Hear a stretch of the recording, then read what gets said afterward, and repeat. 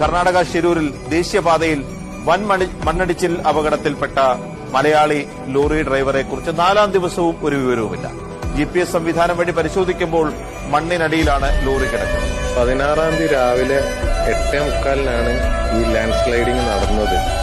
നമ്മളെ വണ്ടിന്റെ ലൊക്കേഷൻ ഒന്ന് ചെക്ക് ചെയ്തത് നോക്കുമ്പോൾ അതേ സെയിം സ്പോട്ടിൽ നമ്മളെ വണ്ടി ഉണ്ട് ലൊക്കേഷന്. GPS പ്രകാരം ഉള്ളത് കാഞ്ചൂർ ഫുൾ കവേർഡ് വണ്ടിയാണ്. AC ഇട്ടിട്ടാണ് ലാസ്റ്റ് വണ്ടി സ്റ്റാർട്ടിങ്ങിലാണ് ഉള്ളത്.